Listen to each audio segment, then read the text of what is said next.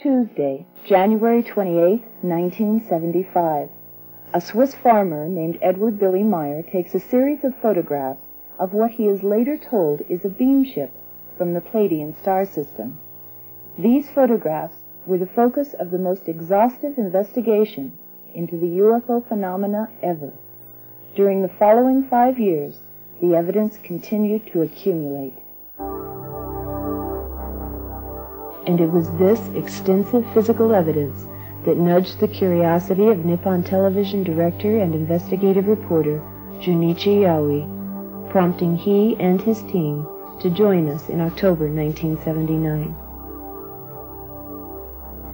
Having been involved in the research and responsible for the investigation for over 18 months, we welcome input. Our team, Wendelle C, Tom Welch, myself, Brit Elders, and Lee Elders, had been impressed by the sincerity and openness of the contactee, Eduard Billy Meier.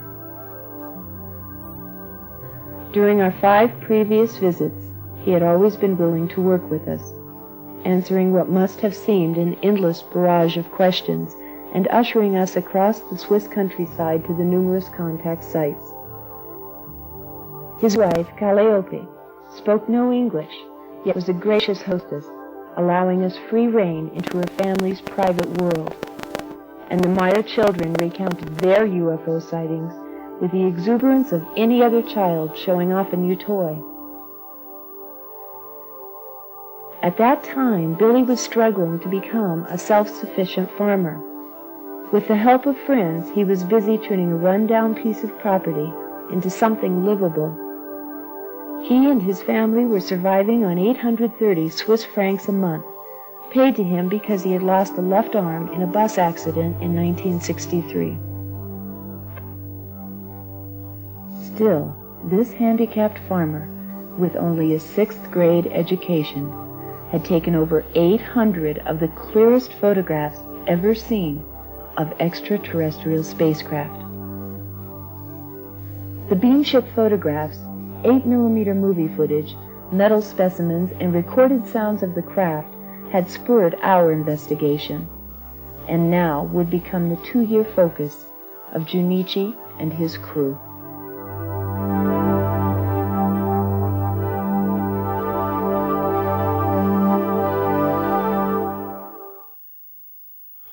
Mr. Meier, now could you tell us about how were you involved in the UFO?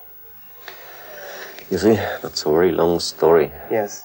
It begins at 1942 in my birth town called Welch. There, on a nice day, a summer day, I had something seen like a flash out of the sky. Was it night? No, it was like a silvery flash. And a piece of a second later, that flash came very near, very close to my father and me. We were staying behind the house. How old was it? 5 years old. And then I have seen it isn't a flash, it was a very, very big disc. And from that time I got some contacts on telepathic way, and about that I was afraid. And I was running to our village priest to ask them what's happened with them, because I was thinking I will come crazy or foolish. And then he told me what's happened about telepathy. And I got into my head something like a voice who was teaching me on several things.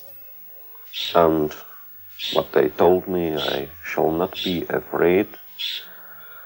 And then some time later, month later, I saw a second ship when I was far outside from our village.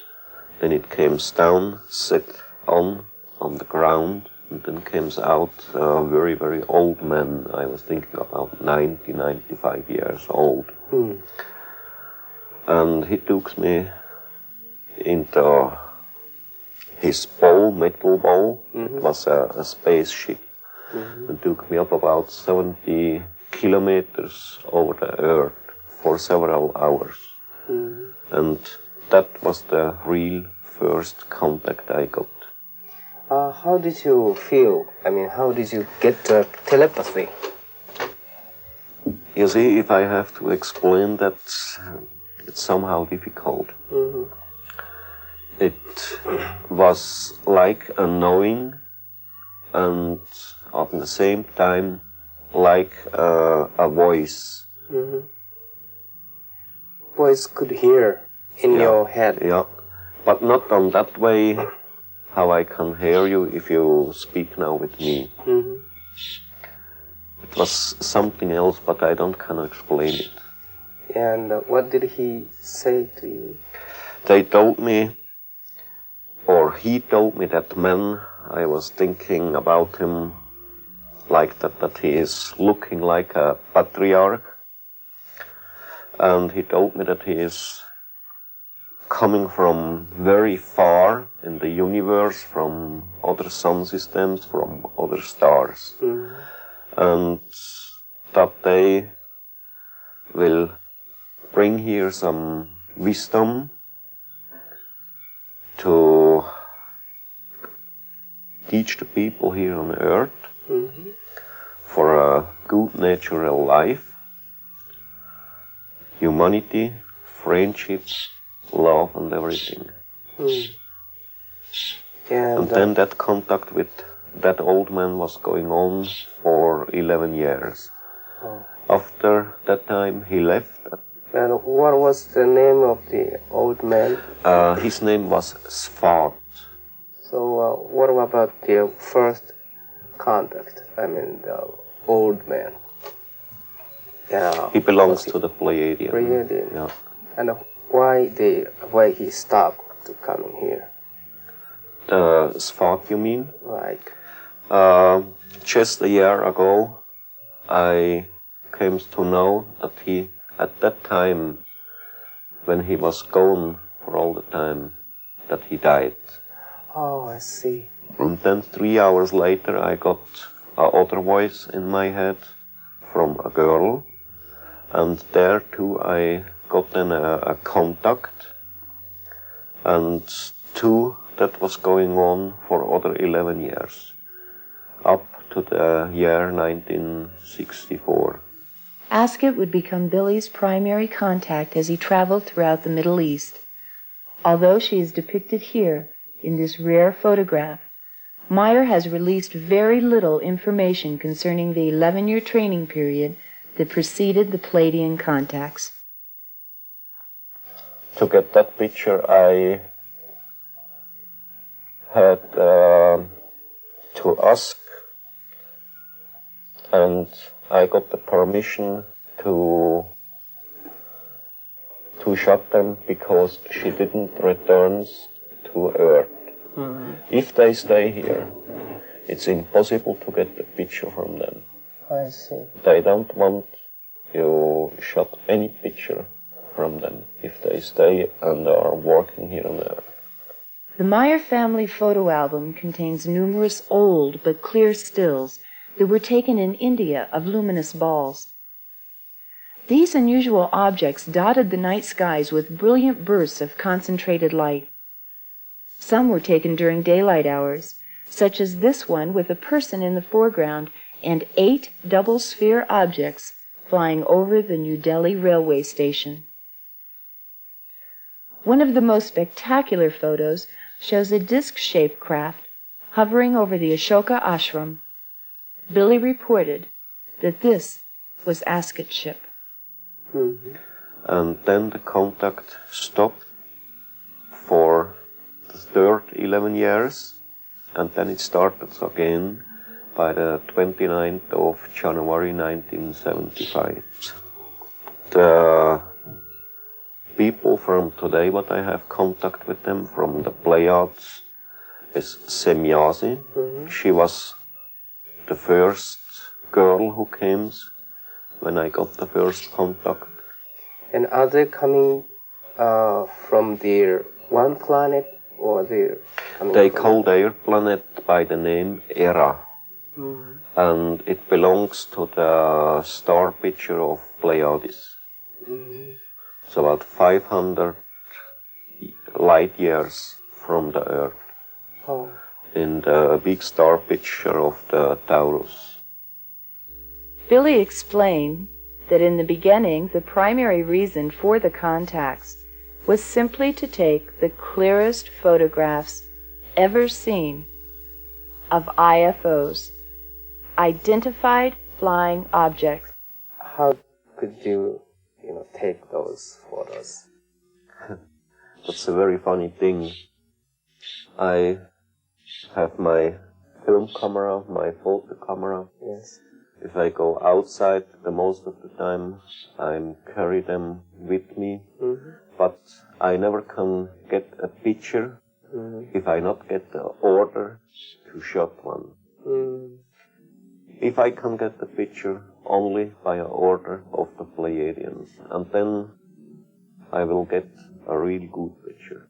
Did they tell you a reason why they order to take a picture? For proof. Now, when you take a picture, could you describe how you're going to do, how you do this? It's very easy. Yes. So, that's a very simple old Japanese photo camera. Yes.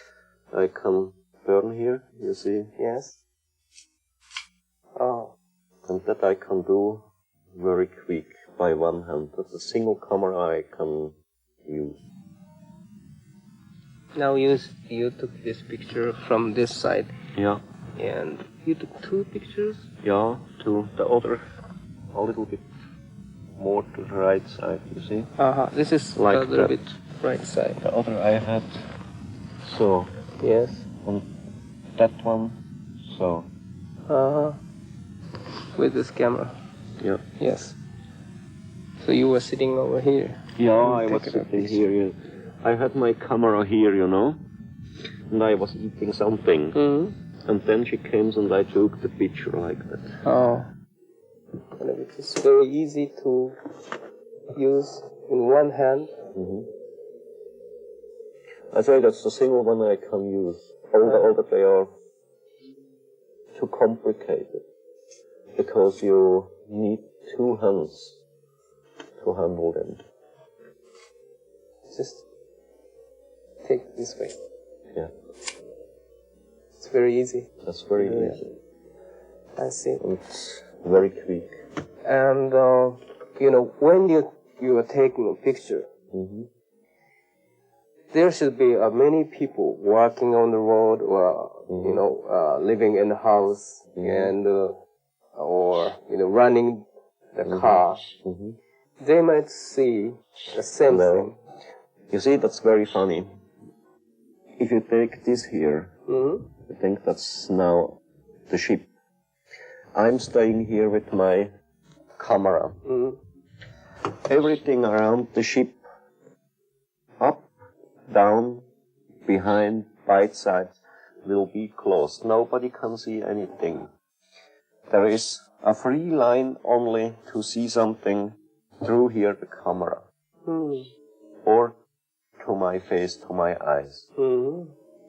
Then I'm staying here, get the picture, to get the picture from the ship. You stay there by the lamp or by the tree. You can't see anything because there the sighting will be closed for you. It only will be open this way to the camera. And this happens the most time. And how about this one? You use the tripod with this? With them, yeah. Yes. I put it on the tripod, and I have here an automatic. And then it works. I see. And two, it's a camera but I can handle by one hand only. It's here. I see. That's the single one I can find.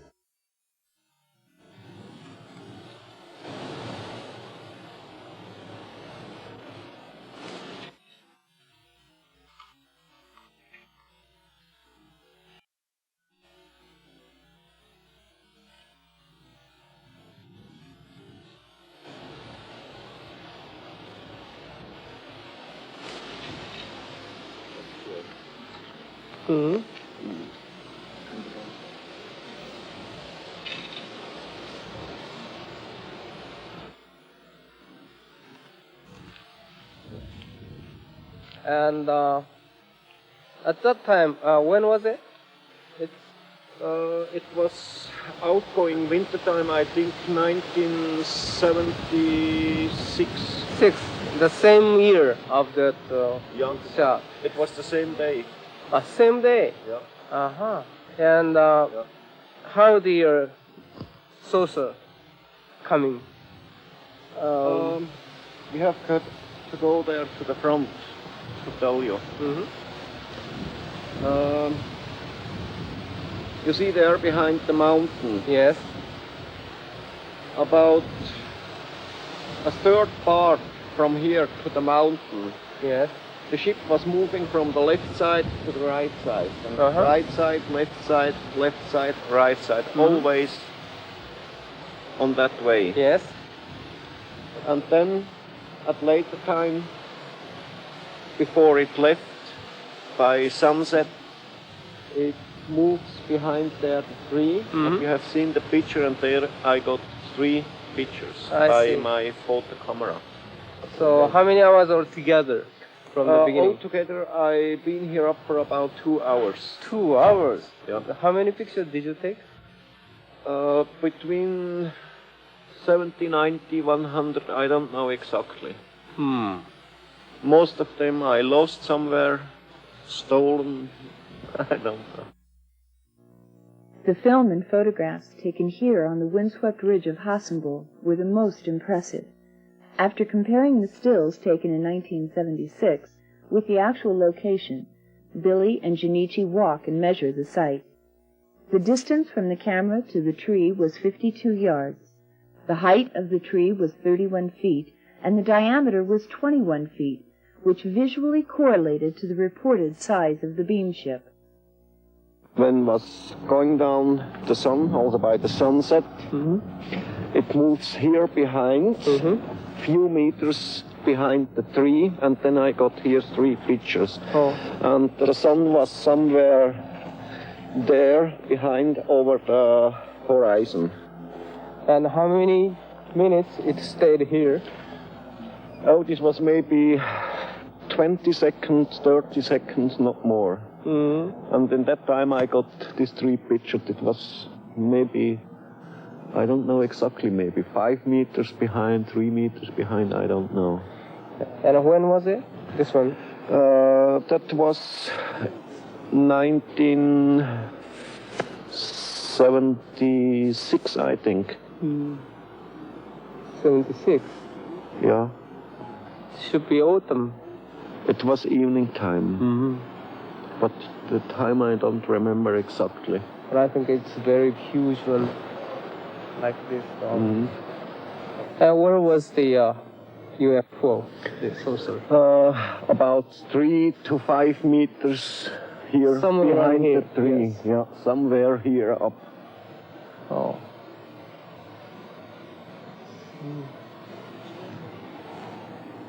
And nothing behind the tree. There is nothing behind the tree. A deep valley, that's all. Right. But this ship is very huge, maybe 7 meter. 7 meter across. This is a scenery which you taken, the UFO itself. Yeah, when it was hanging there over the hill. Yeah. Now there was up a couple of trees, cut the trees. Yes. Was it Pleiadian or Fluid? Yeah, it was Semjase. Semjase. Yeah. Uh-huh. So you heard her voice? Yeah, in Only my her head voice. by telepathic way. I see. And how was the size? How big was that? 7 meters. 7 meters. Yeah. Have you All seen? the ships what she has, Mm-hmm. they are by 7 meters in diameter. Have you seen the inside of the interior of the UFO? Yeah, I many times was inside the ship. Mm-hmm. They took me up to other place and so. How did it look like? You have many machines?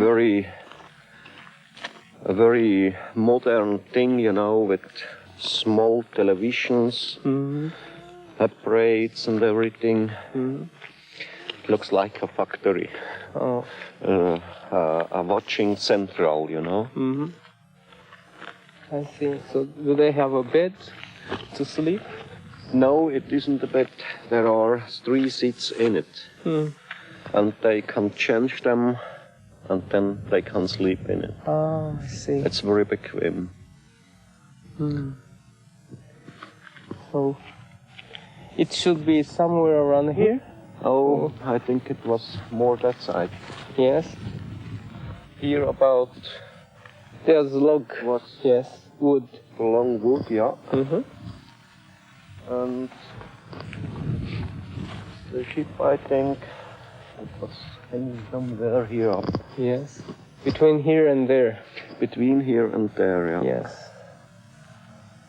Oh. What's this about? 110, 120 meters from here to there. Did you try to close to it? Did you try to walk down too close to the UFO?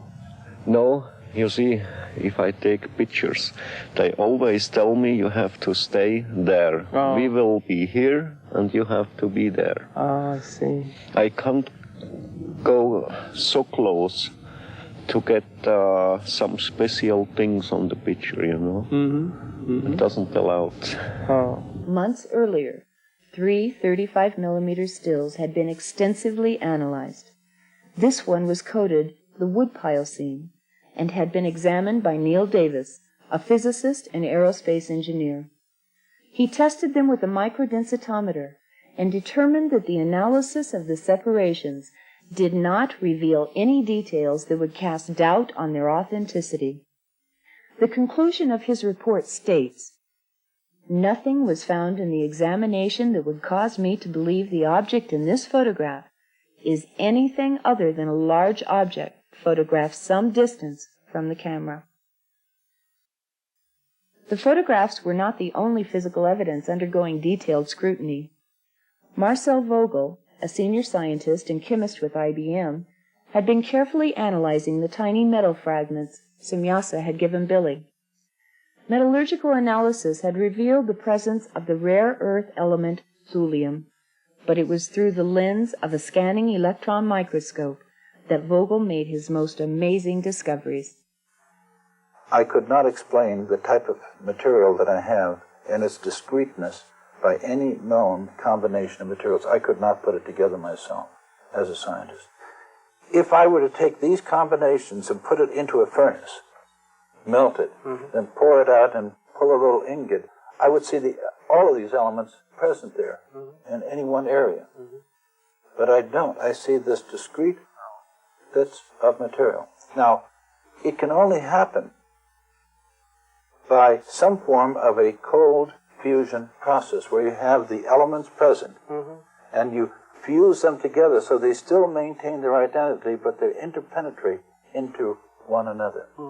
It's also a challenge because I showed it to one of my friends who was a metallurgist, and he shook his head. He said, "I don't see how it can be put together." And that's where we are right now. And I think it's important that those of us who are in the scientific world sit down and do some serious study on these things instead of putting it off as figments of people's imagination. Could I say this material is extraterrestrial? It doesn't look like anything that we've made here. At this moment, I would feel very much inclined to accept what was given to me as being true. I see. I respect the people I've met so far, their integrity, their willingness to work. Mr. Dilettoso in his work on photography, and Mr. Stevens, the way he has done his best to give me specimens. We have all done this for one thing, to serve and to find out what truth there is to this. At Bochtel Hornley, on the 26th of March, 1976, Billy took a remarkable series of 35mm stills depicting two distinctively different beamship variations. The purpose of this demonstration was to allow Billy the opportunity to obtain what he calls photo proofs by photographing beamships with known objects such as this tree branch. But the 35mm stills were only a portion of the photographic evidence gathered that day at Bochtel Hornley. Billy took several minutes of 8mm movie footage as well. Here, the film has been cut. The tampering took place when Billy allowed an individual in Germany to borrow it for personal examination. Irregardless, this footage was extraordinary because it offered a rare glimpse of a Variation 3 beamship and two remote-controlled scout ships, all in the same scene. The bobbing is due to the craft riding the waves of the Earth's magnetic surface, very much like that of a boat on the waves of an ocean. One of the stills taken at Bochtel Hornley would undergo computer enhancement, allowing the opportunity to study the intricate details of this beamship. In June of 1975, at Berg Rumlikon, Billy took over 75 stills of this Variation 2 ship. The sun can clearly be seen reflecting off the craft's metallic skin. And once again, Billy had his movie camera. How about this? Is this the same one, same day? The same day. That's all the same film. That's the first place in Rumlikon we was yesterday. And here the ship is jumping away. There the film isn't cut on that place when the ship jumps away. It's nearly the speed of light and you can't see anything. It is here and it goes. Japanese analysis of this footage would reveal, through super slow motion, that an unexplained light shift occurs 3 frames prior to the beamship's dematerialization and rematerialization. It is believed that the craft is emitting some form of energy 3/20ths of a second prior to its disappearance or reappearance.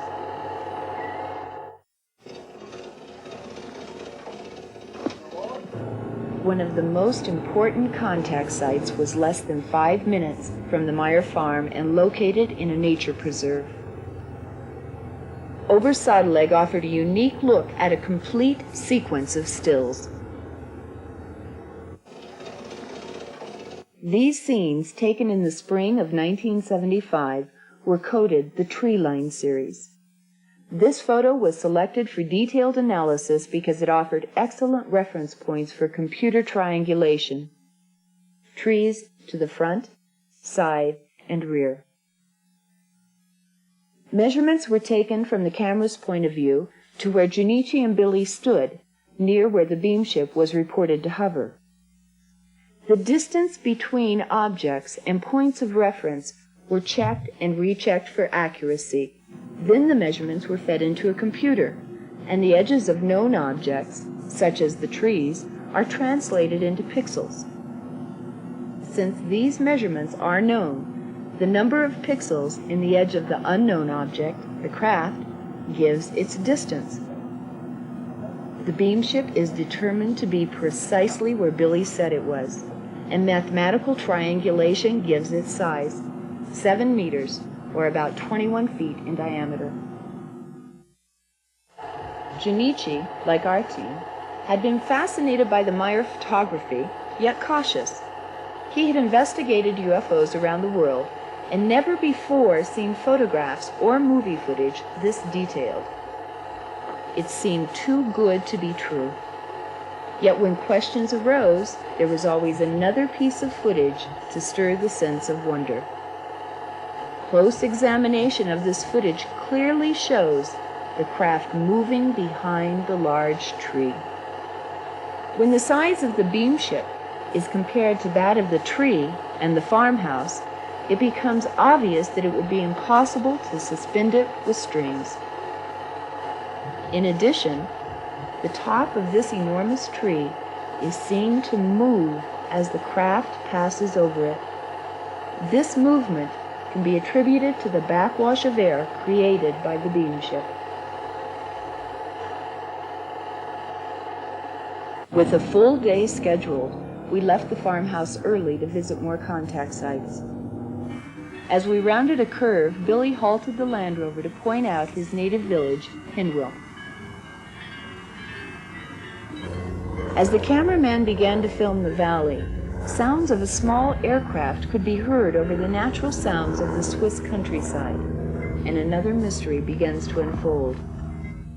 Wanting to re-examine the site at Hassenbull, Junichi and his crew began lining up Billy's shots with the natural landmarks in the area. But as he begins the interview, the mysterious airplane returns, ruining the soundtrack and forcing a decision to move on to the next site, Schmarbuhl. After 2 hours of driving, we reached the village of Schmarbuhl. Filming had just begun when Junichi interrupted the interview.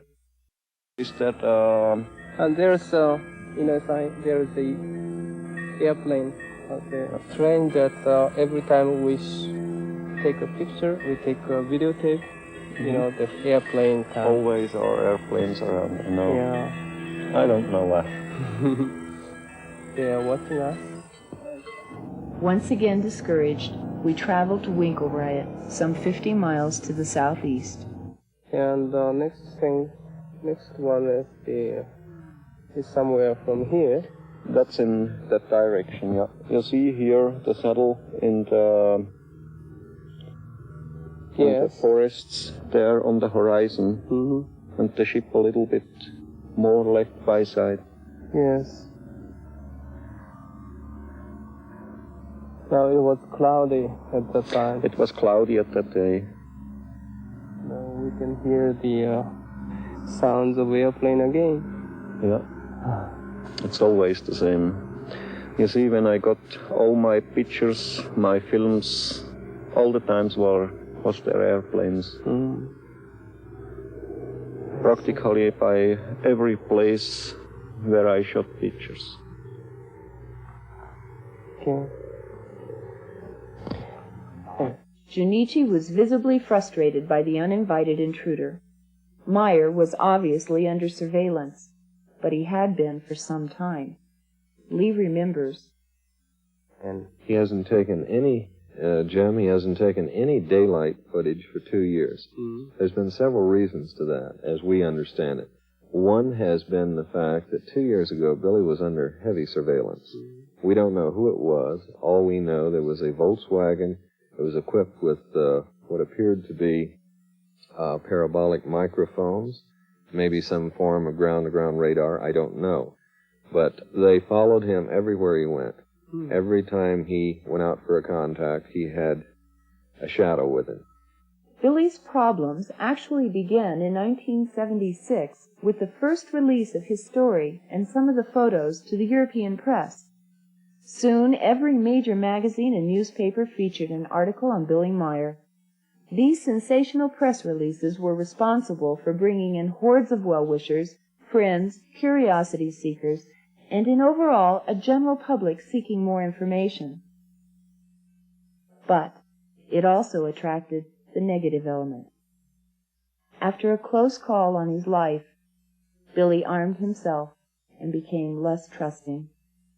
So finally, he just quit. They stopped having contacts in daylight hours, and they moved him up early evening, and eventually they went into the early wee hours of the morning. Herbert Runkel recalls one such event.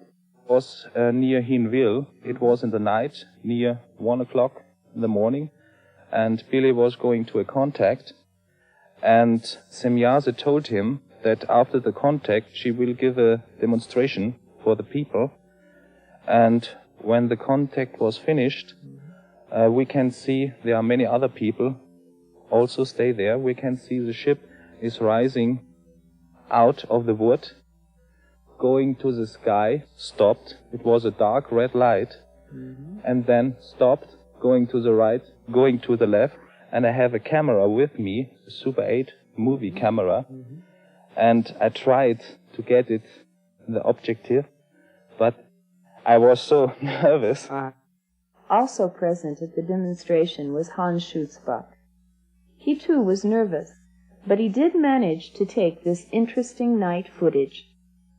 Here the beamship jumps, as was described by Herbert earlier, becoming brighter, then disappearing.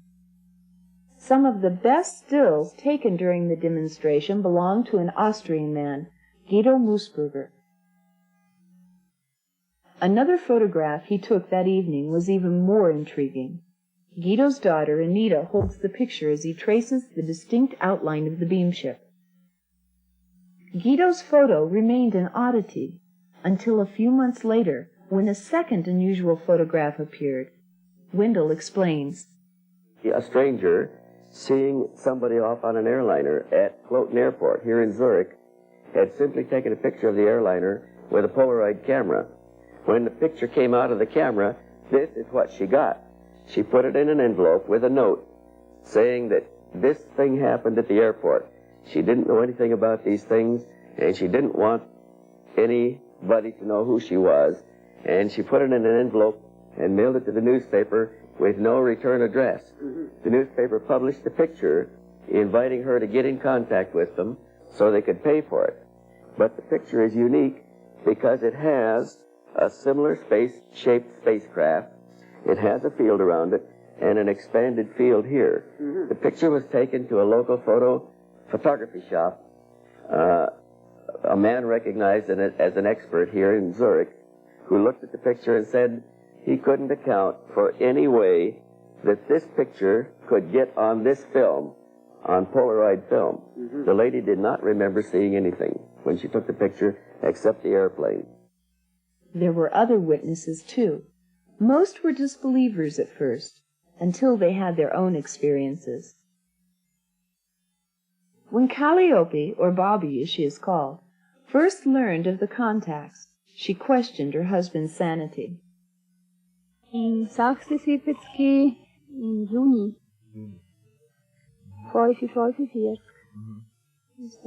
Today, after many personal sightings, she finds the encounters routine and feels that the Pleiadian message to mankind is far more important than the evidence. The Meier children openly discuss their sightings.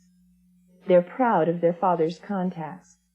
Atlantis displays a painting of an object that he, his older sister Gilgamesha, and his younger brother Methuselah observed while waiting for their father to return from a contact. Und dann und geflogen ist es so rüber, dann wieder so, und dann ist es ausgegangen. Jacobus Bertschinger works on the farm and has witnessed many things. Sie hat sich tiptop zweck gemacht. Nachdem, dass wieder retour gekommen ist, nach 20 Stunden, das erste, was mir aufgefallen ist, als heimgekommen ist, hat so einen richtig 5-tägigen Bart gehabt. Displaying an artist's sketch that illustrates one such experience, he shrugs the numerous daytime and evening events off as no big thing. Engelbert Wachter and his wife Maria were drawn to the case by a magazine article that appeared in Switzerland. Wir sind, respektive der Billy, ist dann von der Semjase dirigiert worden durch Hunderte von Strössli und Wägli, bis wir in die Nähe vom eigentlichen Kontaktort gekommen sind. After tracking Billy down and spending an afternoon with him, they came away convinced of his sincerity. Later, both of them would have their own personal experiences. Elsie Moser is a schoolteacher living in the Zurich area. She first heard of the Meier experiences from a friend in the summer of 1976. Mm-hmm. So after you saw many things? Then, yes, not just the first time, I realized that I could see it. Mm-hmm. Then the second time too, and so I'm sure. Since early 1975, over 40 people from all different walks of life have at one time or another been part of the Meier experience. Herbert Runkel came from Munich not only to act as a translator for Junichi, but also to describe as a witness his many experiences. I come out on this place, and from this front, Billy and one woman was coming. They made a walk in the morning, and I go here, there. Oh, yeah. And then I light my cigarette and look around to this area, and then one light switch on, maybe here, yes, and it's going this way over the house, and near the antenna, it was so bright. Oh, how big was it? How? This one. Oh. Yes. How? Like a small ball. I see. And it was a quite cold light, very intensive, yes. And then the object is going away over the woods. And since going away, the light will be small, dimmed, yes. And on this time, Billy get a telepathic contact, and Semjase sends greetings to all persons on this area here. And did you see the object itself? Or? The object itself, not clearly. It was a very intensive light, you know. It was so... I need glasses, maybe. Oh, yes. Is that right? But the light was very concentrated. The light don't go away. It was concentrated on a point, and like this. And did it lit up somewhere here? Nothing. No? Nothing. It was quite dark. It was brightly sky. There are many stars. And it was a little bit the sunrise, you know, in summer. Did you hear noise or sound? Nothing. It was quietness. I see. Yeah. And is that the first time you saw the UFO? No, this was fourth time. Yes. Fourth time? The fourth time, but the first time on this area, on this place here. Oh, Yeah. Where is it? This one? On this place. The other sides will be seen in the near of Hinwil. Where is it? It's about 25 kilometers from here. It was it is a little village. Billy was living there for some years. Oh. And he changed his flat and come here in the April of 1977. Yes. So a year before, yeah. Yeah. He moved to here. He moved to here. I see. So how many years did you investigate? I know Billy since the 14th of July 1976.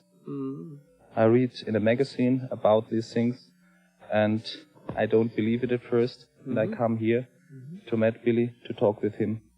And then I saw many, many photos, films, and so on. And it's very incredible. And now, what do you think? No, I can't think, I say it's real. I saw the objects by myself, and many, many other things. Herbert had filmed the landing tracks shortly after the event had taken place. The footprints of the Pleiadian beamships were unique. They had landed on tripod legs, each having a disc-shaped pad or shoe that left the grass and all other vegetation swirled down in a counterclockwise motion.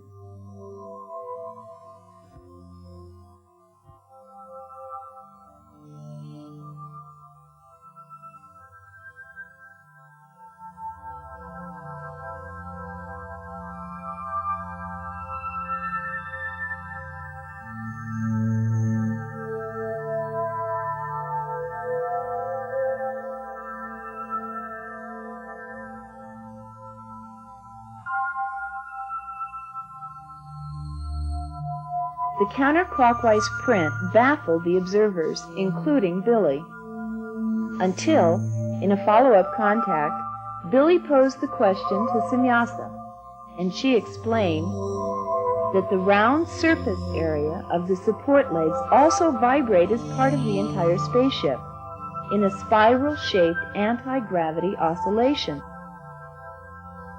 Each ship has 4 such vortex centers, 3 at the landing pads, and the 4th at the bottom center of the ship itself.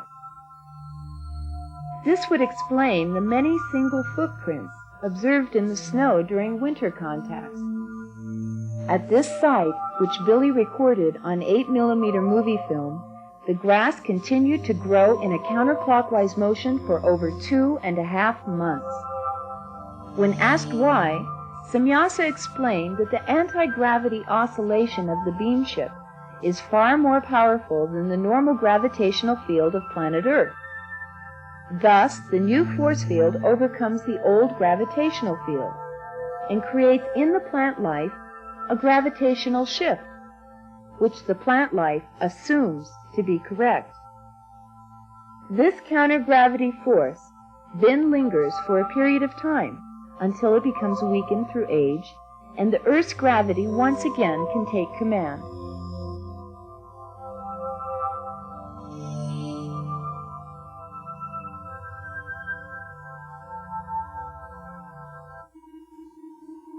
On numerous occasions, the Pleiadians had allowed demonstrations for Billy and his friends to record the sounds of the beamships, while the crafts remained invisible to observation.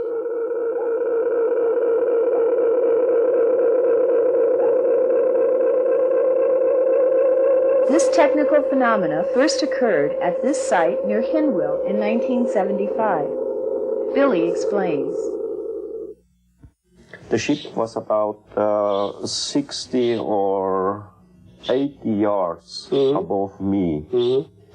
And my people, my witnesses, was 116 meters away. For them, it was impossible to see the ship. They only heard the voice of them, very, very loud. They got a headache, you know. I was staying directly under the ship, and I have seen the sky. How could they do it? I don't know. They have some invisible net. This invisible net may have been responsible for Billy's numerous disappearances during contacts. Jacobus and Herbert recount one of their experiences that took place in the summer of '77. He disappeared out there. Then we listen the sound of the ship in this area.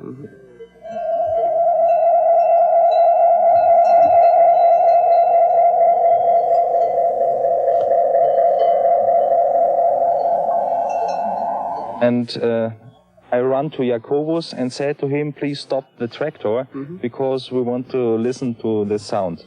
And 10 minutes after we start our work again, Billy come up this hill from the ground and say, come with me, I show you the landing tracks. They brought me back, and the ship was setting down on the earth, and there are 3 landing tracks. And I take my photo camera and goes down and made photos by these landing tracks. When the Billy disappeared out there, did you search that area? Yes, I think at first he's running around this corner, this way to the wood. Yes, but he don't come out from these trees. I see. And the time was too short. He's not an Olympic gamer, you know. It was some seconds only. And he must be disappeared on this corner down there.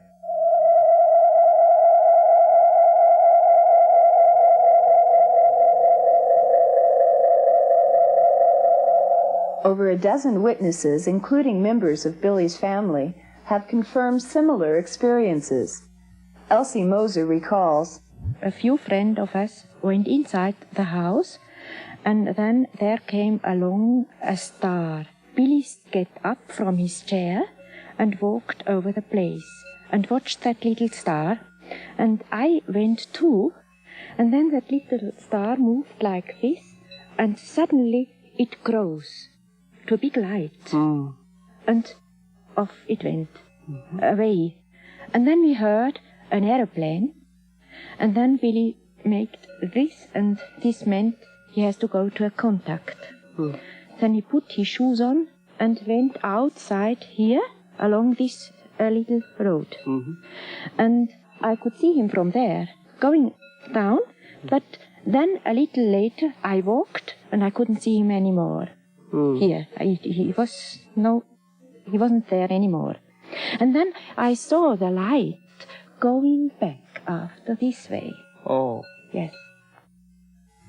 One of these mysterious disappearances involved a member of our investigative team. They were all sitting there having coffee, and all of a sudden Billy jumped up, ran out that door there. Wendell ran forward, came to this door, ran outside. It was raining. Not very hard, but it was drizzling.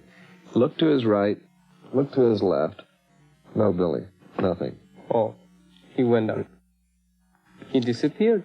He disappeared. About an hour after that, the phone rang. It was Billy Meier. He was calling from Vila or one of the cities on the other side of the mountains. And he says, come and get me and bring Mr. Stevens. And so I think it was Jacobus, Poppy, Wendell. They jumped into at that time they had a green Volkswagen. They jumped into that and they drove for about an hour, pulled into this small little village. There was a guest house there. Picked Billy up. He didn't have any mud on his boots, no water on his clothes. They brought him back here, and he said he had a contact. Oh, that's very strange. That's very unusual. Completely dry. Completely dry, no mud on his boots, nothing. What was to become the most dramatic episode of what Junichi referred to as the invisible net began on an innocent note in the spring of 1976 in a small valley known as Schmarbühl. A demonstration had been underway for Billy to film and record the craft's sound when an uninvited visitor appeared. From there behind, from the south, came a fighter, a Mirage fighter. And always he was going on to Semjase's ship. She always jumps away. And that fighting was going on over the whole area from there behind.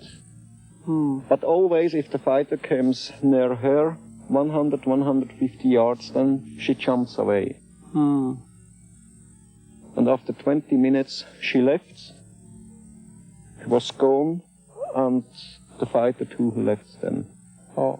And I was staying here and took pictures.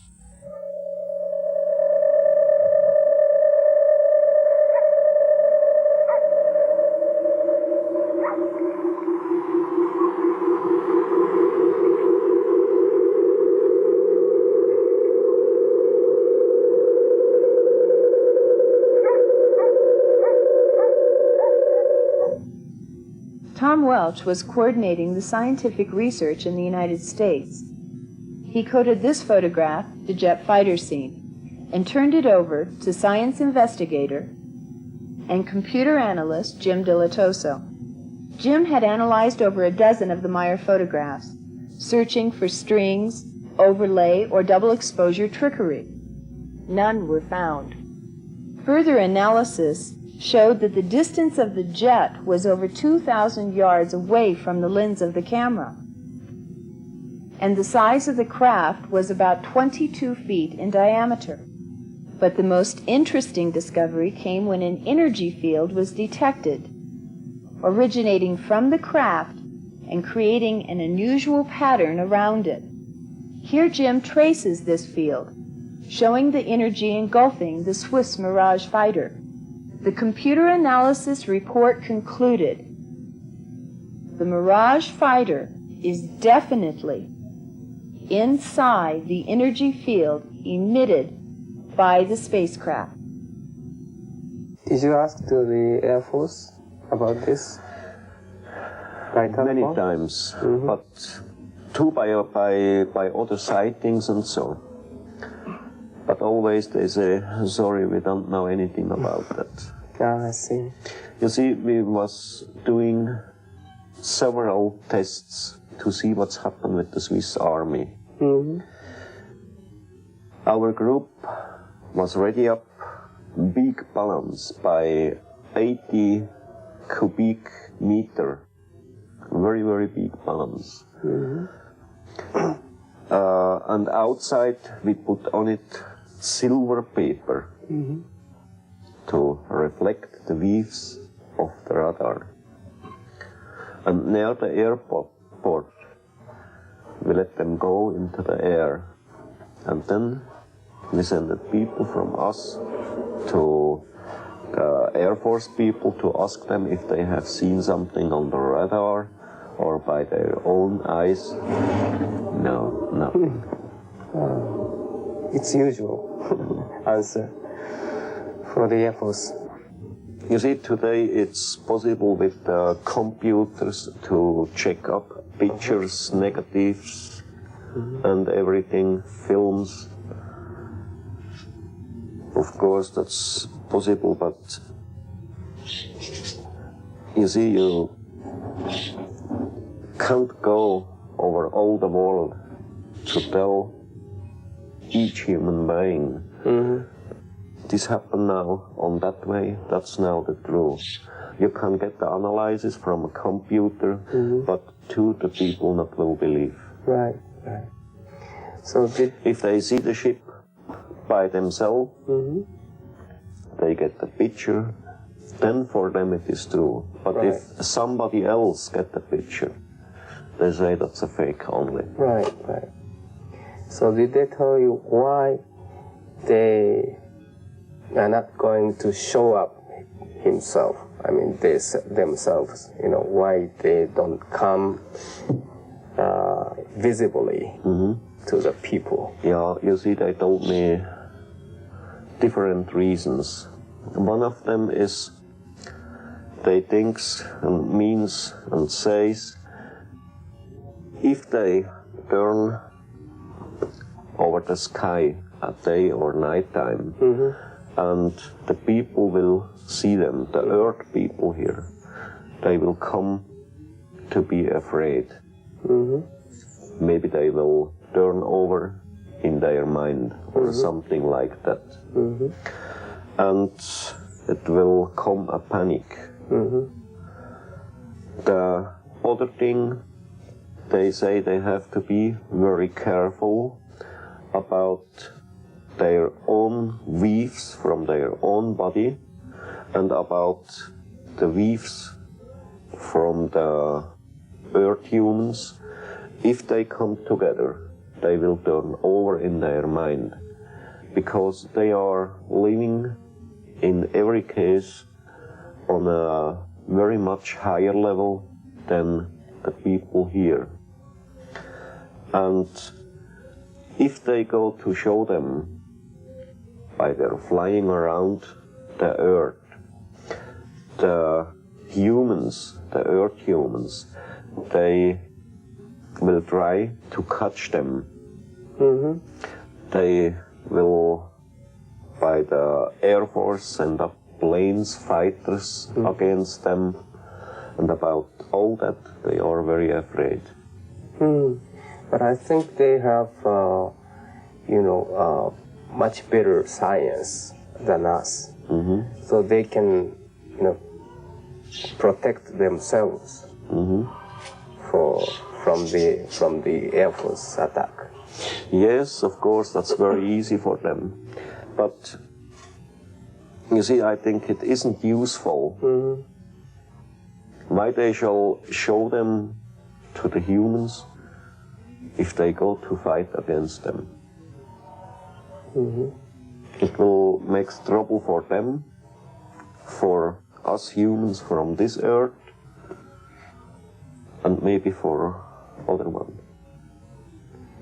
Because the Pleiadians, they aren't a single one who comes to Earth from other stars. In Japan, 2 months earlier, Nippon Television Network aired their special on the Meier case to an audience of over 30 million viewers. Response had been so overwhelming that NTV asked Junichi to return to gather more information.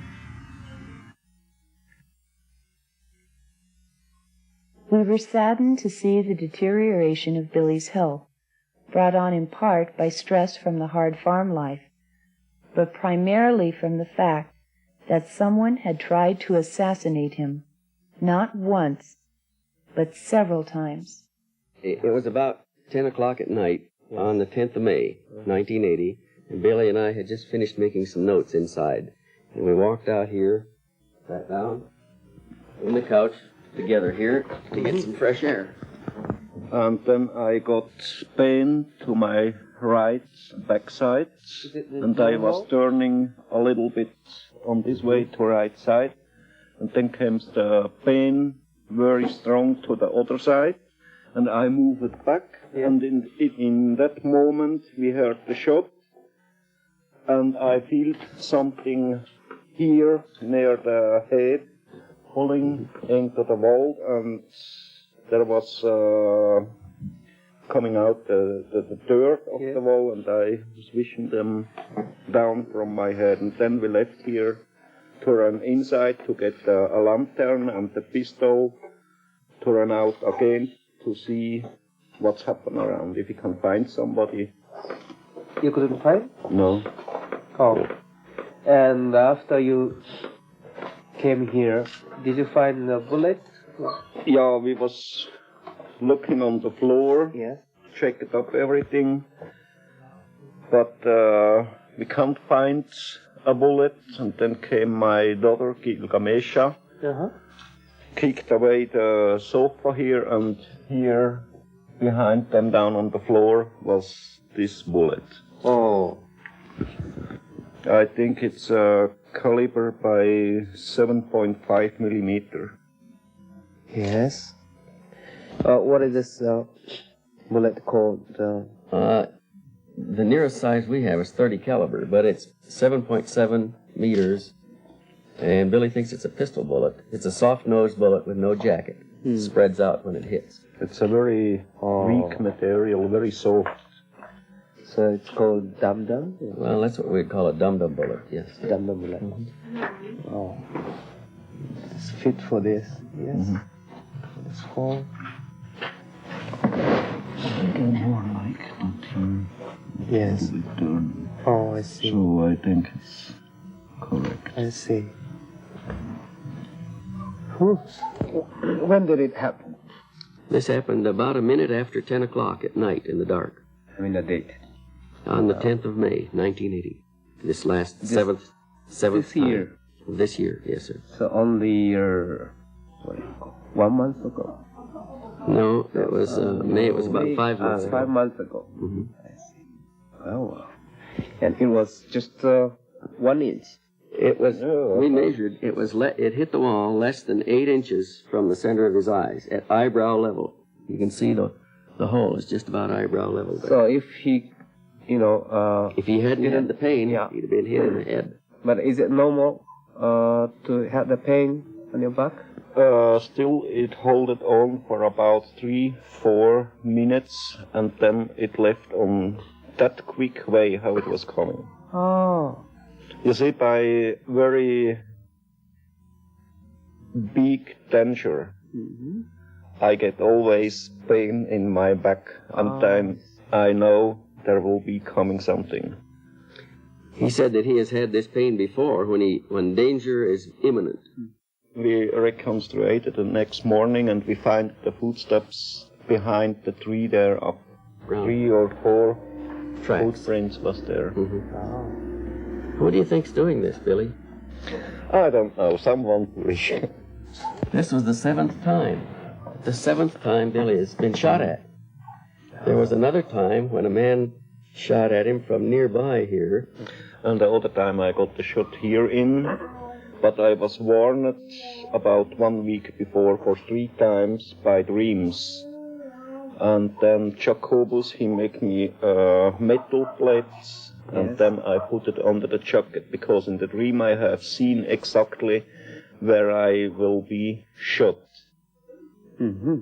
And then at morning, at 4 o'clock about, I think, it was very, very dark.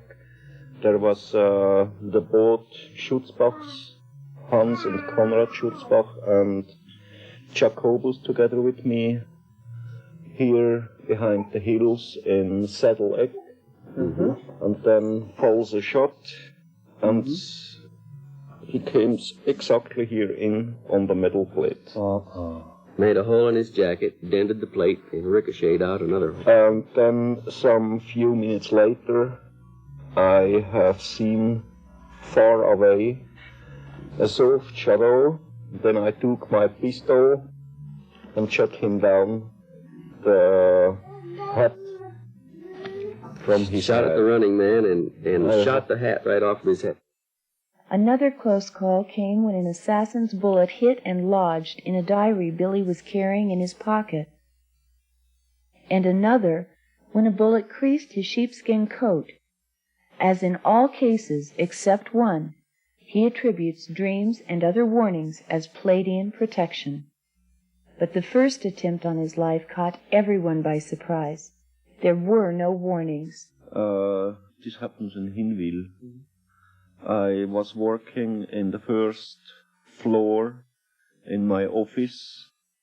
I had there a printing machine, and it was about between 7 and 8 o'clock in the evening, I think. And I just was working under the light lamp by the printing machine.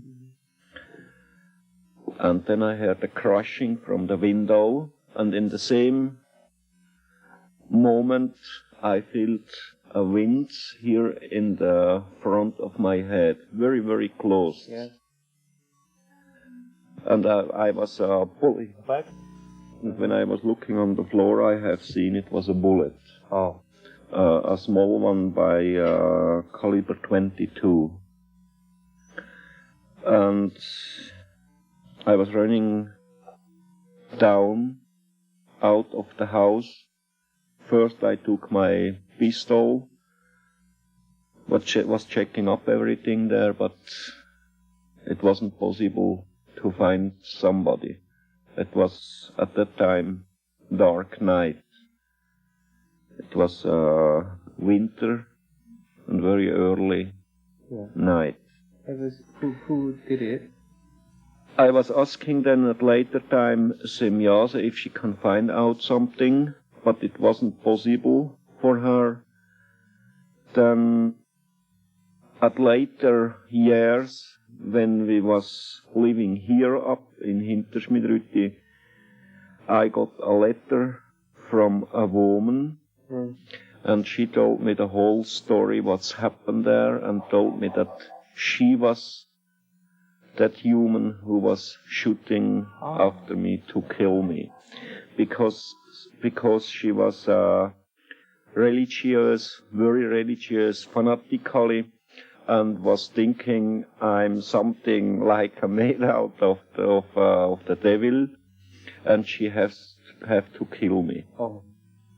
That was her story, and today she belongs to us, not to the directly group, but she is a woman who is very interested now in all these cases about the UFOs and the teachings and everything. And every 2-3 months I get a phone call from her, or I can her see if I leave the place here and maybe in the next town or in Wetzikon or somewhere I can meet her. I see. And so we have contact today. I see. At first she was a horrible enemy, and now a good friend. Right. Thank you. Another pressure point was the chilling experience he had with an unknown form of energy that turned night into day. At first, when I saw it, it was here up behind the hill. Yes. And then I left very quick up to the clouds. Yes. And then it came here down over the parking place. And then it left to this side. Oh, I see. And what is this? What do you think is this? What it is really, I don't know. Mm-hmm. I know only it's a spaceship, a ship made out of energy, not metal or a hard material. But what it is really, I don't know. Mm-hmm. So this is different from the Pleiadian ships. The strange energy form moved west to east, manifesting a brilliant intensity that illuminated the distant mountains and meadows, while at the same time it constantly changed form. Did you ask to the Pleiadian, what is this? Yeah, they didn't know what's really happened with these ships and which kind of energy they are. Oh, I see. So this must be energy. That's real energy. I see. That I was told by the Pleiadians, but they too didn't know which kind of it. Oh, so they don't They know only these ships belongs to small people by about 70 or 75 centimeters. Yes. Coming from the another planet. From very far from another galaxy. Oh, I see. But they don't know them. Good morning. Hello, Wasinski. Morning. Bye. Bye. What do you mean bye? Hello. Morning. Good morning. Morning, Lee. How are you? Fine, how are you? Good. Pretty good. What are you doing here? Something happened? Wendelle and Billy are checking some tracks. We had a little problem last night. What? About 5 o'clock this morning, Yeah. somebody was prowling around the house here. And Brit saw him. We were in the trailer there. Oh, yeah, that's good. And why don't you explain what you saw, huh? Well, it was 5:28 because Lee pulled the watch out and looked at it, and Noki, the little white dog, was barking and carrying on, and it sounded like somebody kicked him. He went, ah! And so I opened the drapes in the back and looked out. And there was a man about this tall, didn't look like he had a coat on, had on a white shirt and white pants, and I saw him just as he moved like that, and then he ran down here. And then From there? from there, To, well, I couldn't see past the building here, but I saw him running this way. oh. And then Madeline came out. Uh-huh. She was in the house, and she had a flashlight, and she walked down.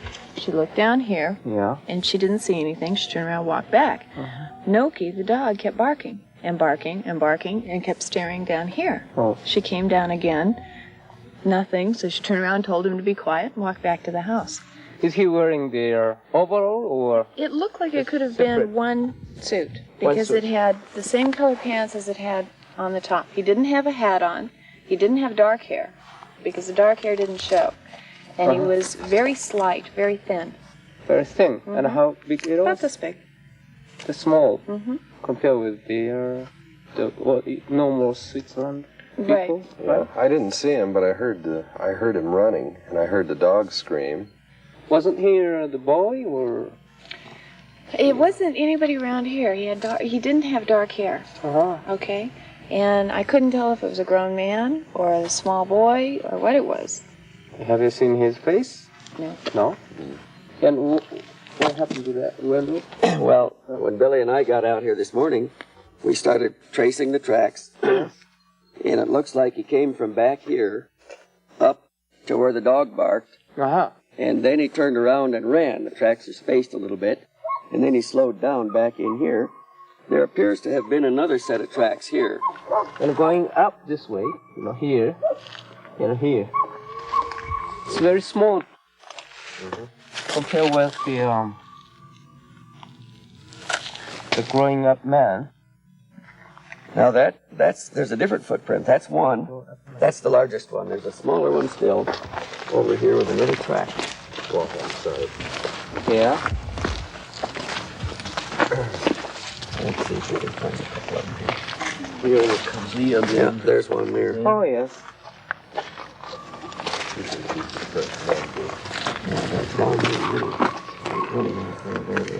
They are going out from the forest. One here we can see it coming in to here, and also going here out. They are turning back to the forest. Way that he went back out.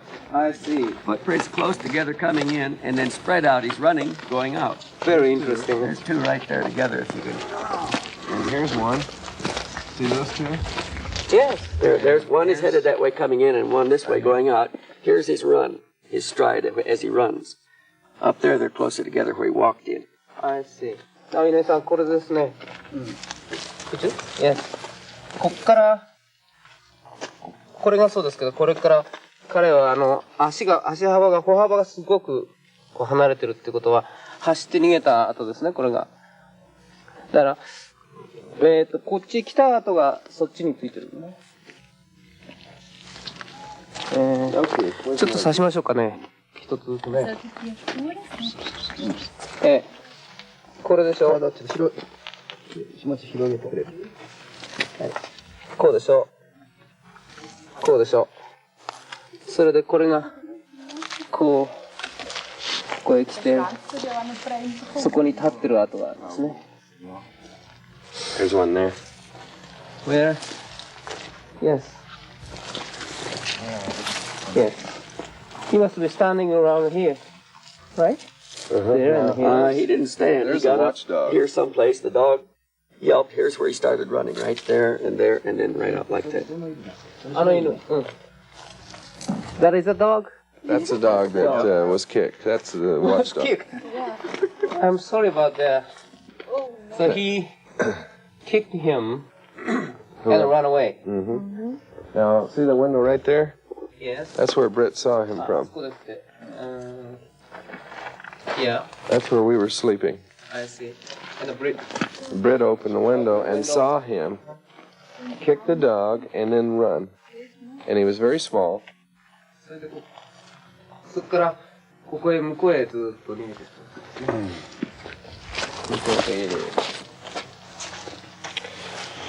He ran that way, and apparently into the forest.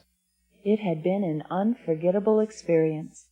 We tracked the two sets of footprints down the muddy road into the forest. There they simply vanished. This incident would remain a mystery. However, tired and recuperating from bronchial pneumonia, Billy did provide answers to many questions in an extensive interview, beginning with, what do the Pleiadians look like? They look like humans from the Earth. Yes. And they looks not strange, not like half animals or half humans. They look like really humans. Is there any slight difference between? There is a small difference only with their ear lips here. Yes. They are a little bit longer than our one. Oh, how long is it? Oh, maybe 1.5 or 2 centimeters longer. But that's quite different from human to human. It's not by each one the same. And by Asket, yes, they comes a little bit more to the front. They don't go straight down, they comes a little bit more to the front. So each time you get telepathy, you know, and you go to somewhere which they, show you, and after that, what happened? They land? Not always. Yeah. Sometimes they take me up by antigraph. It's sometimes they lose the ship somewhere and walk a little around to that minute when I am coming, and then we talk together, walk around a little bit, and then they leave again. Oh. It's not always the same. Or if I'm okay, if I'm clear in my head and heart, then they take me up from my office. Or somewhere else if I'm staying or going somewhere. Just teleportation. Yes. So while you were, going up to the ship, can you feel something? You can see the... No, just not. No, just... Only if they make up me by anti-grav. Anti-gravity. So it won't be more than 1 second. Just then it's more than 1 second. When you go up by anti-gravity, do you go up a beam of light? Something like that. If you have a channel and you blow up wind, a wind, and put in a feather, you have exactly the same. Oh. When they first bring you aboard using anti-gravity, how long does it take to get from the Earth into the sky? You have to ask Brit if the ship is 10 meters or 20 or 50 or 100 meters high, high over the Earth. If it was 50 meters above, does it take a great deal of time? Maybe 4 or 5 seconds. Describe what you feel when you've been teleported back. Maybe you've been sitting in your office and you've been clear of mind and spirit. For a moment, some few seconds, I'm a little bit swindly. Are you out of breath and tired? A little sore and a little bit tired and somehow a little bit swindly. But it takes few seconds only. After maximal 10 seconds, everything will be clear again. I asked Billy yesterday a question I've wanted to know for a long time. I asked him if any of us sitting here were with Billy and the Pleiadians decided to take him on board and we wanted to go on board, could we go the same way he goes? And he said, yes, we could, providing two things. One was mentally you're prepared for it and you want to go. And the second you mentioned was psychically. The word we kept coming up with was psychic. And I'm not sure that's the right word that we're trying to describe.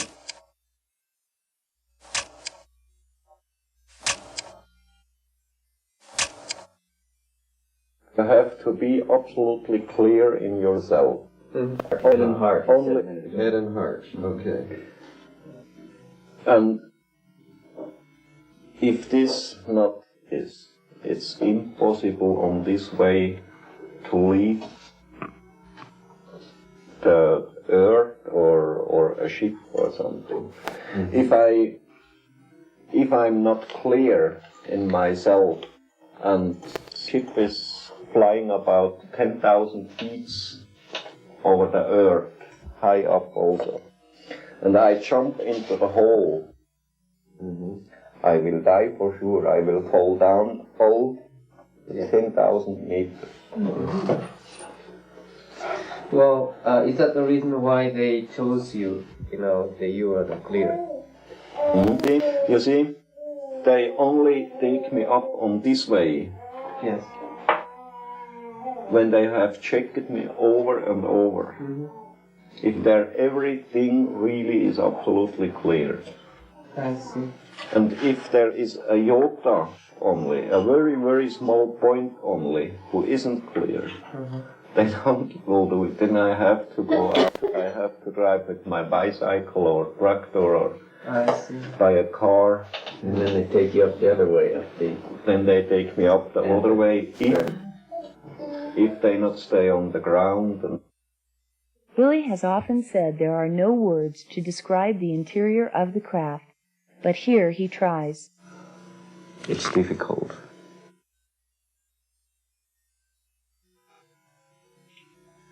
If you have here a side of the wall, maybe you have 3 parts of the whole wall, small TVs. There you can see on one of them the whole ship outside. Yes. You can see it, how it is flying into the room or into the space, the whole ship. By the other one, you can see the nearer area out of the ship, part for part. Other one, you can see like in a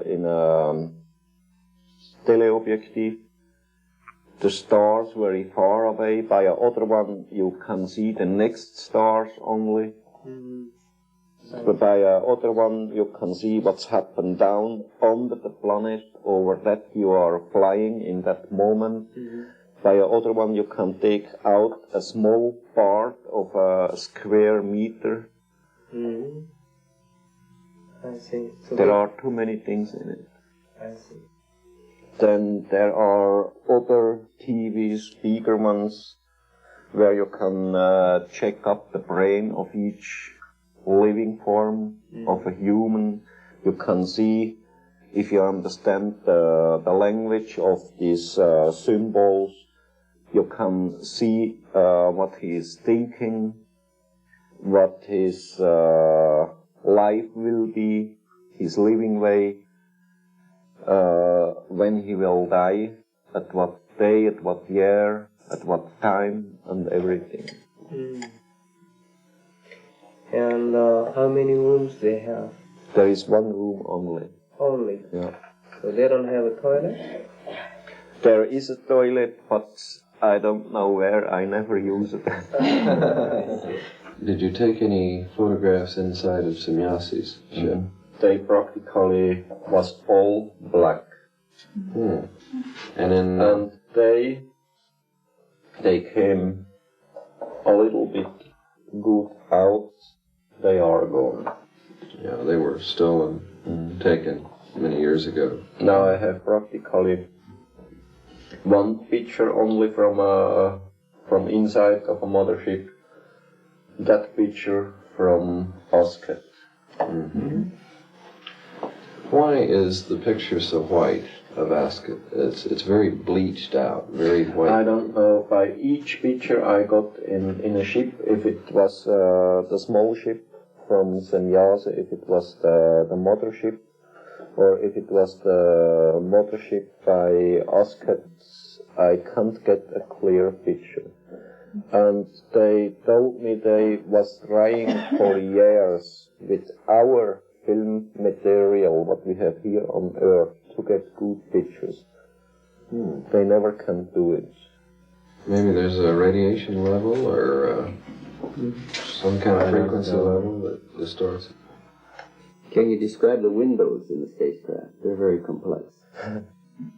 That's a funny thing. It looks like glass and it looks like metal.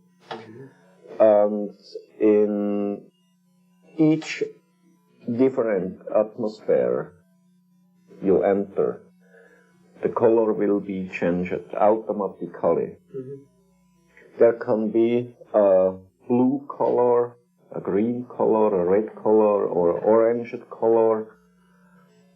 Quite what's happened into the atmosphere. If there is an atmosphere like on Earth, the windows will be colored by orange. By a methane atmosphere, it will be, I'm not sure now, but I think yellow. Methane, yellow. Methane shows yellow. Oh. But I'm not sure. And you can see through the window. You can see through the window, like here. And all the wall going to be... No.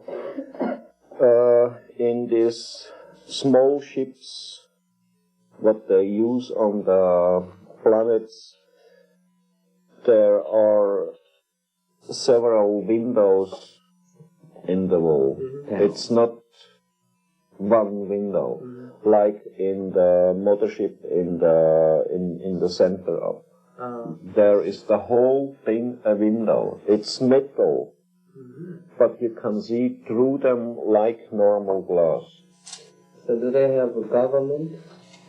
They have not a government. They have, how we say here, spiritual leaders. Oh, I see. And the highest point, what they have there, they call Hoher Rat. That's a form of life, outgoing of humans. It's not anymore a hard-faced body, and it's not a real spiritual form. It's a middling between both of them. If you put the hand into them, you will go through them. Is that right? Yeah, and that's the highest point what they have for their leading. And they not will give out orders. They give out something else, how we call this, Ratgebung. The word Billy was searching for is suggestion. And then each one on the planet, by his own wisdom and evolution, is trying to do out of this his best. Their leaders in their society are more spiritually advanced than ordinary people, and they're the ones that are more astral than physical. The rest of the people are physical like us. Yes. But it is not on planet Era. It's Not in Andromeda. No. That's in Andromeda. That's 2 billion light years far away from Era. All the people on Era are physical like we are. Okay. Oh, I see. But the High Council, the Andromeda High Council, would be more esoteric and less density of skin. More etheric. More etheric is the word I'm looking for. It's the overgoing from the physical body to the spiritual body. But the Pleiadians themselves, their skin density is less than ours, isn't it? It's a little bit whiter, finer and whiter. I see. And what are they eating? They are eating vegetables, fruits, and specially made out of some vegetables with egg white. And if they not can get the normal proteins, they get it from very low animals. They also eat meat. In the sea or? Animals from the sea, like fish and on the land rabbits, and so. Rabbits? Oh, do they have rabbits? They have rabbits. Oh. Too, they have cows and horses and everything. They brought them there up from the earth long time ago. Oh, is that so? When they prepared the planet Era, there wasn't any life on it. Only plants, trees, flowers, but not any animals. The animals they brought up from Earth. Could you explain why they moved to Era, why they went to Era? You see, that's a very long story. It belongs back some 22 million years ago, when they left the systems and the planets of Lyra and Vega. There was trouble, there was war on that planet, and big mass, a great mass of people left the planet. They flies out into the space to find the other place where they can stay in peace and to build up a new civilization. And after many years, they came to the system where we are living here, the soul system, because they find it here the first human beings. They also was staying here for several thousand years, and then they got war again. There was here a powerful group and here a powerful group. They put together and there was war again. And then they left to the star picture of the seven sisters, the Pleiadians, and built there up several planets. And again they returned to Earth, built up some new civilization here. Again they got trouble and war. Again they left to the Pleiadians. And then happens a very funny thing. They change it for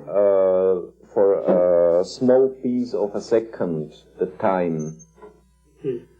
And they came to the Pleiadians of a second earlier than our time is now.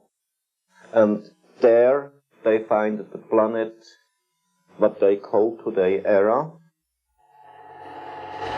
The importance of a fraction of a second is difficult to comprehend until you see its results. Here, when this night footage is slowed down,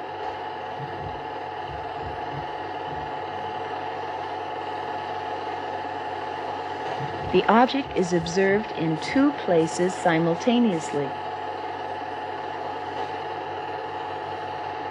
The same phenomena is seen in this footage as the craft in the top center dematerializes, possibly changing dimensions, and returns just above the knoll. In the same frame, in a piece or a fraction of a second, the beamship can be seen in two places at the same time. It's the other dimension of time. Yeah. Oh, I see. So if we could fly there now, we couldn't see anything with our eyes. We would have to enter that dimension of time that they're now in.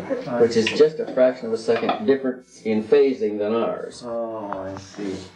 That's what And they make the It's shift. a small piece of a past second. Did it actually dematerialize? Or is it a dimensional shift?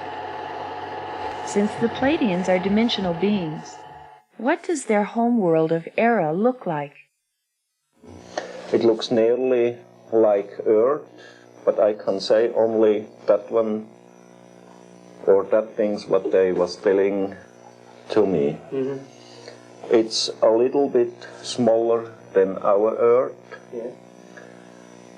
And the buildings there are round always, and the transporting vehicles, they have wheels, they are flying somehow, and the works they have to do will be done by robots and androids. And the androids, that's half mechanical and half organism machine. And they are able to think by themselves, these androids. And the overwatching of everything, that's done by the humans. I see. And each family has a piece land in the square by 100 to 100 yards and one rounded building in it. And by each family is not more than 5 persons. The parents and maximum 3 children. I see. And what is the building made by? That I don't know. You don't know. Just a spherical, half-ball type of... Something like that, yeah. But I never have seen with my own eyes. You have never been there? No. No. Well, how many people are living in that? There is 500 millions. What they told me here on Earth shall be about 8 different human races. They are here exploring, they are here studying, they are here doing watching duties and so on. But there will be each year round about 3,000 UFOs from outside of our solar system. Some of them, they are coming from billions of light years to Earth for exploring only, or to get visiting other ones who are living here. Living? By these 8 different human races who have stations here on Earth. Or then they had some troubles with their ships. So many kind of space people are coming. About 3,000 different types each year. 3,000 different types of UFO are coming. Yeah. Wow. One of the researchers calculated that there may be as many as 70,000 reports in a year worldwide. UFO pictures, up to this point at least, are accidental. They happen once and they're gone. So some of them are trying to destroy our Earth, or no? No. You see, the human from the Earth, he is a fighting creature. His whole life is going out for fighting, and then he thinks if there is something else on another planet into the space, that creatures will be exactly the same than here, and doesn't prove. They have such a high civilization, and they are with the technical evolution so much higher up than we here on the Earth, who has the possibility to cross the space by very, very long distances and many light years. They for sure not will be coming here to make trouble, to start a war, or to do any other wrong thing. And if there is a war here, it's very easy to stop the whole system of nuclear weapon. For them, it's very for them it's very easy, but they will do only in that moment.